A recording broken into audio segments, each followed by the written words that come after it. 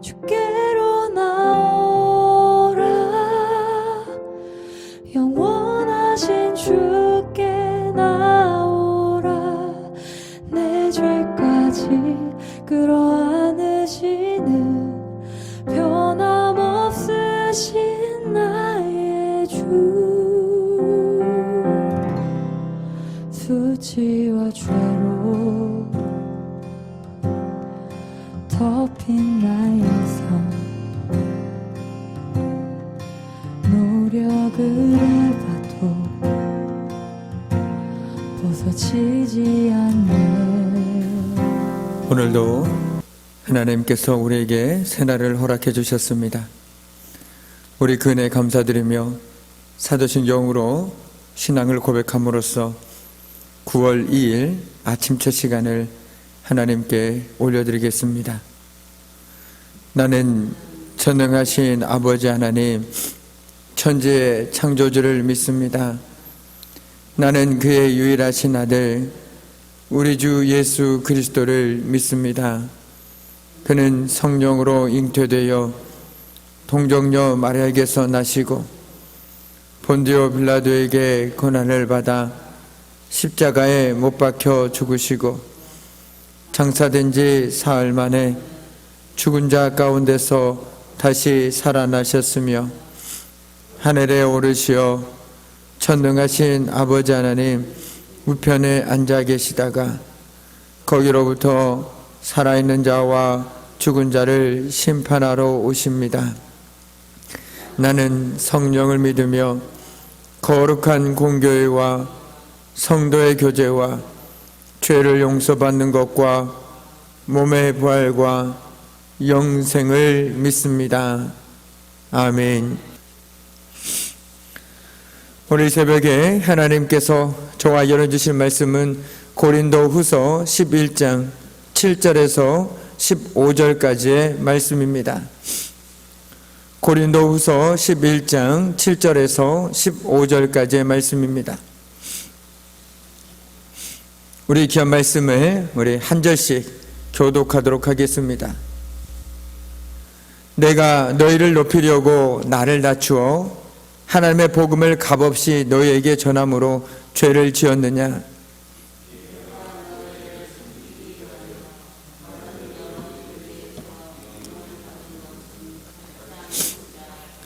또 내가 너희와 함께 있을 때 비용이 부족하였으되 아무에게도 누를 끼치지 아니하였음은 마게도냐에서 온 형제들이 나의 부족한 것을 보충하였습니다.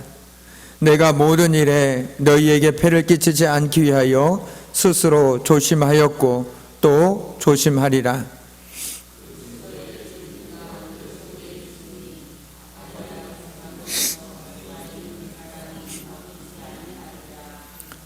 어떠한 까닭이냐? 내가 너희를 사랑하지 아니함이냐? 하나님이 아시느니라.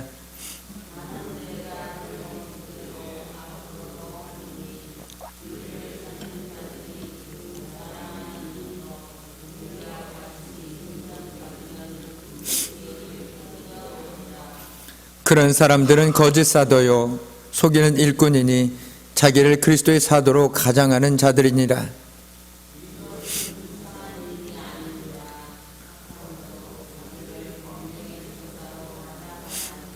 함께 읽겠습니다. 그러므로 사탄의 일꾼들도 자기를 의의 일꾼으로 가장하는 것이 또한 대단한 일이 아니니라. 그들의 마지막은 그 행위대로 되리라. 아멘. 참으로 고마우신 아버지 감사합니다. 날마다 주의 은혜 가운데 살게 해주시고 무엇보다도 믿음을 허락하여 주셔서 참으로 어려운 상황 가운데서도 온전히 하나님 말을 바라보고 말씀을 붙들고 또한 기도함으로 살아갈 수 있도록 은혜 더해 주심에 감사합니다. 오늘 하나님의 말씀을 붙들고 하나님 앞에 기도하며 나아갈 때마다 하나님께서 한량없는 은혜로 부어주셔서 어제보다 더 하나님의 은혜를 누리며 살아가는 저희들의 복된 삶 될 수 있도록 주님 복을 내려 주옵소서. 모든 것 주님께 감사드리오며 예수님의 이름으로 간절히 기도드립니다. 아멘. 오늘 사도 바울은 이렇게 얘기하고 있습니다. 성도들을 높이기 위해서 자신을 낮추었다라고 말이죠. 그리고 바울은 고린도 교회에 누를 끼치지 않으려는 마음에 고린도 교회의 후원을 거절했습니다. 그런데 우리는 여기서 한 가지 의문이 떠오릅니다. 왜 바울은 마게도냐로부터 오는 후원을 받았으면서 유독 고린도 교회의 후원만은 거절했던 것일까요? 최근에 제가 어떤 책을 통해서 그 실마리를 찾게 되었습니다. 마게도냐 같은 경우에는 경제적으로 매우 어려운 교회였습니다. 마치 우리가 십시일반 작정 헌금했던 것처럼 참으로 어려운 환경 속에서 성도들이 정말 십시일반하여 헌금을 하여서 선교 헌금을 바울에게 보냈던 것입니다. 그런데 바울은 우리가 잘 알고 있는 것처럼 고린도 교회는 매우 부유한 도시였습니다. 그리고 고린도 교회 성도들 가운데는 매우 부유한 사람들이 있었습니다. 그렇기 때문에 고린도 교회 후원은 십시일반 후원한 것이 아니라 교인 중에서 부유한 사람이 헌금한 것으로 추정하고 있습니다. 그렇기 때문에 그것들로 인해서 혹시라도 고린도 교회 성도들이 마음이 아프고 다칠까 사도 바울은 고린도 교회로부터 오는 후원을 거절했던 것입니다. 이것이 바로 고린도 교회를 사랑하는 사도 바울의 방식이었다라는 것이죠. 바울은 이처럼 고린도 교회를 너무나도 사랑했기에 오직 자기가 마땅히 생활비를 받을 권리가 있음에도 복음 사역을 위해서 고린도 교회로부터 오는 선교비는 포기하였던 것이죠. 이처럼 바울은 오직 교회를 개척하고 세우는 일에만 집중을 했습니다. 그러나 언제나 그렇듯 좋은 일에는 늘 방해꾼이 있는 것이 마찬가지겠죠. 오늘 바울에게도 늘 주변에는 대적자들이 있었습니다. 그런데 바울의 대적자들은 자신들을 높이는 것에 집중했습니다. 바울은 그 대적들이 기회주의자들임을 지적하면서 자신은 지금까지 늘 해오던 대로 하겠다라고 오늘 선언하고 있습니다. 그들이 어떻게 하든 나는 묵묵히 나의 길을 가리라 라고 고백하고 있는 것이죠. 바울은 그들이 심지어 기회주의적인 거짓 사도요 속이는 일꾼이며 의의 일꾼으로 가장한 사탄의 일꾼이라고 비난하고 있습니다. 바울은 성도들을 미혹해서 바울을 오해하게 만들고 바울이 전한 복음에 대한 믿음을 깨트리려 하는 자들을 그리스도의 사도로 가장한 거짓 사도라고 고백하고 있습니다. 그들은 성도들을 속히 진리에서 떠나서 그리스도와 원수가 되어서 구원에 이르지 못하게 하는 자들입니다. 우리 주변에도 이런 이단이 너무나도 많이 있죠. 그들은 우리가 동일하게 하나님을 얘기하지만 많은 성도들을 그리스도 원수가 되어서 오히려 구원에 이르게 하지 못하게 하고 있습니다. 참으로 안타까운 일이 아닐 수 없습니다. 그런 의미에서 오늘 이 새벽에 이 말씀은 너무나도 우리에게 중요한 진리를 주는 말씀이요 큰 깨달음을 주는 말씀이 아닐 수가 없습니다. 오늘 사도 바울은 사탄도 광명의 천사로 자기를 가장하는 것 같이 거짓 교사들이 복음 사역자로 가장하는 것은 이상한 일이 아니라고 말합니다. 많은 성도가 안타깝게도 그들의 친절함과 감언이설에 속아서 잘못된 길에 빠져들고 있습니다. 우리 주변에 이단에 빠진 사람들의 가장 대표적인 특징이 무엇이던가요? 바로 그들의 친절함입니다. 그리고 감언이설입니다. 마치 모든 것을 다 해줄 것 같고 나의 상처를 어루만져주고 내 가족 되지 못하는 그런 사랑을 표현해주는 것에 그만 잘못된 길에 빠져들고 만다라는 것입니다. 그런데 그건 철저하게 거짓된 것이라는 것이죠. 오늘 사도 바울의 말처럼 그것은 마치 광명천사로 둔갑한 사탄에 불과하다라는 것을 우리는 분명히 깨달아야 합니다. 오늘 우리 15절 말씀을 함께 읽도록 하겠습니다. 15절 말씀입니다. 그러므로 사탄의 일꾼들도 자기를 의의 일꾼으로 가장하는 것이